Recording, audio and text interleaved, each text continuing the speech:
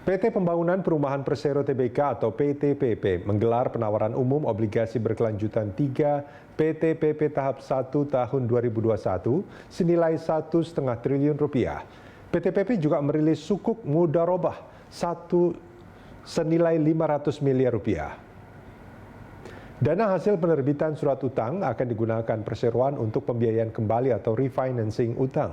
Obligasi PTPP diterbitkan dalam 2 seri, yakni seri A bertenor 3 tahun dengan indikatif kupon 8,25% hingga 9,25% dan seri B bertenor 5 tahun dengan indikatif kupon 8,75% hingga 9,75%. Obligasi ini telah mendapatkan peringkat atau rating A dari PT Pemeringkat Efek Indonesia atau Pevindo.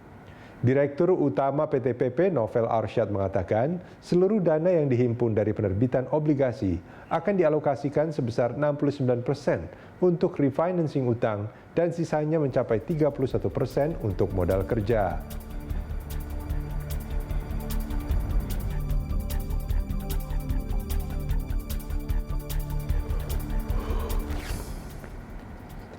Selain merilis surat utang, divestasi 3 aset akan menjadi faktor utama pendongkrak kinerja keuangan PTPP tahun ini. Dari sisi keuangan, perseroan masih memiliki ruang yang memadai untuk mengandalkan dana pihak ketiga dalam ekspansi. Konsensus analis mengungkapkan 3 aset perseroan sedang ditawarkan ke sejumlah investor dengan target tuntas tahun ini. Meski dana hasil penjualan ketiga aset akan diinvestasi kembali, penjualan aset berpotensi mendongkrak keuntungan bersih perseroan sepanjang tahun ini dibandingkan realisasi tahun lalu. Selain faktor divestasi 3 aset, kinerja keuangan PTPP akan didorong ekspektasi peningkatan kontrak baru tahun ini, seiring dengan perkiraan berjalannya pemulihan ekonomi dan peningkatan anggaran proyek infrastruktur.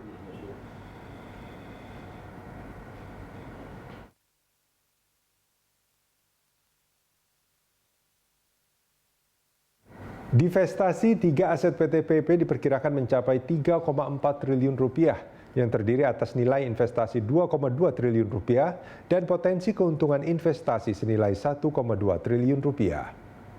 Ketiga aset yang sedang memasuki tahapan negosiasi untuk dilepas adalah 15% saham PT Jasa Marga Kuala Namu, Tol, dan sudah menandatangani CSPA dengan King Roads. Aset kedua yang bakal dilepas adalah kepemilikan 35% saham PT Jasa Marga Pandaan Malang dengan nilai setara dengan Rp492 miliar. Namun aset ini berpotensi dilepas pada harga Rp1,4 triliun.